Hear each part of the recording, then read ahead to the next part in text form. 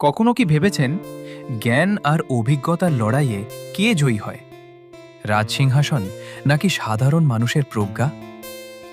এক রাজ্যে ছিল এক রাজকুমারী, রূপে গুণে অতুলনীয়, কিন্তু তার একটি অদ্ভুত শর্ত যে ১ থেকে ২০ পর্যন্ত এমন গুণতি বলতে পারবে যার ভেতরে লুকিয়ে থাকবে পুরো সৃষ্টি জগতের রহস্য।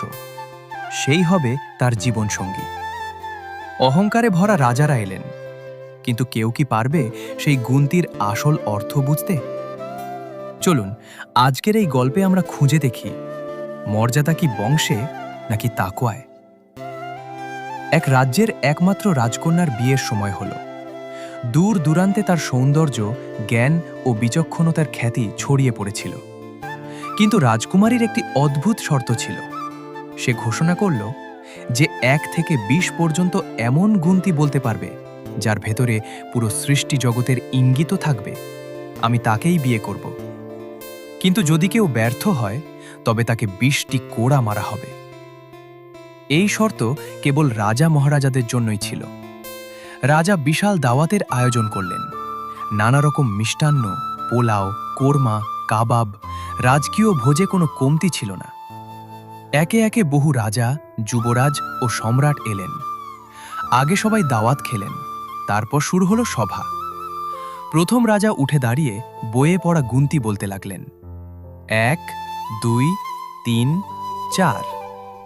কিন্তু রাজকুমারী মাথা নেড়ে বললেন, এতে তো সৃষ্টির গভীরতা নেই। এভাবে একের পর এক রাজা ব্যর্থ হল। কেউ কোড়া খেল, কেউ অপমানে চলে গেল, কেউ আবার আগেই সরে দাঁড়ালো। তাদের কেউ কেউ বলল, রাজকুমারী পাগল হয়ে গেছে, গুনতি আবার এমন কি? সবকিছু দেখে পাশেই দাঁড়িয়ে থাকা এক সাধারণ হালুয়াই হেসে উঠল। সে বলল, হায় রাজারা, ২০ পর্যন্ত গুনতিও যদি এমনভাবে বলতে না পারেন তবে এত অহংকার কিসের? রাজারা ক্ষিপ্ত হয়ে উঠলেন, এই সাধারণ লোককে শাস্তি দেওয়া হোক। রাজা জিজ্ঞেস করলেন, তুমি কি এমন গুনতি জানো? হালুয়াই বিনীতভাবে বলল, হে রাজন, যদি আমি পারি তবে কি রাজকুমারী আমাকে বিয়ে করবেন? আমি তো আপনার সমান নই। রাজকুমারী নিজেই বললেন, যদি তুমি এমন গুনতি বলতে পারো যাতে আল্লাহর সৃষ্টি ও জ্ঞানের পরিচয় থাকে, আমি কথা দিচ্ছি তোমাকেই বিয়ে করব, কিন্তু ব্যর্থ হলে মৃত্যুদণ্ড। হালুয়াই অজু করল, ২ রাকাত নফল নামাজ পড়ে আল্লাহর কাছে সাহায্য চাইল। তারপর বলল, এক আল্লাহ, যিনি এক ও অদ্বিতীয়। ২ জগৎ, দুনিয়া ও আখিরাত। ৩ সময়, অতীত, বর্তমান, ভবিষ্যৎ। ৪ কিতাব, তাওরাত, জাবুর, ইনজিল ও কুরআন। ৫ ওয়াক্ত নামাজ। ৬ কালিমা। ৭ আসমান। ৮ জান্নাতের দরজা। ৯ মাস মাতৃগর্ভ। ১০ দিক, ৪ দিক, ৪ কোণা, উপরে ও নিচে। ১১ ভাই ইউসুফ আলাইহিসসালামের। ১২ মাস।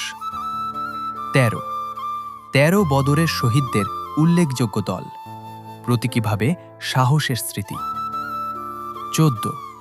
১৪ আসমানি নূরের স্তর, রূপক অর্থে। ১৫ শাবান, শবে বরাতের ইঙ্গিত। ১৬ আনা পূর্ণতা। ১৭ রাকাত ফরজ নামাজ দৈনিক। ১৮,০০০ মাখলুকাত, প্রতীকী সংখ্যা। ১৯ ফেরেশতা জাহান্নামের রক্ষক। ২০ আর ২০-এ আমি ও তুমি, আল্লাহর বান্দা, তার ইচ্ছাতেই মিলন। সবাই স্তব্ধ হয়ে গেল। রাজকুমারীর চোখে পানি চলে এলো। সে বলল, তুমি শুধু গুনতি বলনি, তুমি তাওহীদের শিক্ষা দিলে।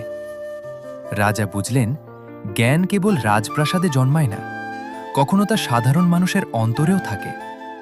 কিন্তু গল্প এখানেই শেষ নয়।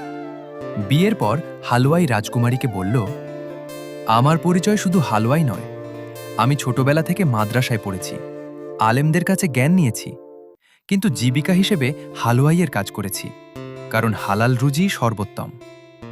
রাজকুমারী বলল, আজ আমি বুঝলাম, আল্লাহ যার অন্তরে তাকোয়া দেন সেই প্রকৃত সম্মানিত। তারা রাজ্যে একটি মাদ্রাসা ও একটি এতিমখানা প্রতিষ্ঠা করল। রাজা ঘোষণা দিলেন, আজ থেকে আমাদের রাজ্যে জন্ম, বংশ বা ধন সম্পদ নয়, তাকোয়া ও জ্ঞানই হবে মর্যাদার মানদণ্ড। গল্পটির শিক্ষণীয় বিষয় অহংকার পতনের মূল। আল্লাহর কাছে মর্যাদা নির্ধারণ হয় তাকোয়া দ্বারা। অভিজ্ঞতা ও প্রজ্ঞা অনেক সময় ডিগ্রির চেয়েও মূল্যবান। হালাল রুজি ছোট নয়, নিয়তই বড়। আল্লাহ তাআলা বলেন, সূরা হুজুরাত ১৩ আয়াতের মর্মার্থ, নিশ্চয়ই আল্লাহর কাছে তোমাদের মধ্যে সেই ব্যক্তি অধিক সম্মানিত যে অধিক তাকওয়াবান। এই গল্প আমাদের শেখায়, সম্মান ধন সম্পদে নয়, আল্লাহ ভীতিতে। উচ্চ বংশে নয়, সৎ নিয়তে। ডিগ্রিতে নয়, বাস্তব প্রজ্ঞায়।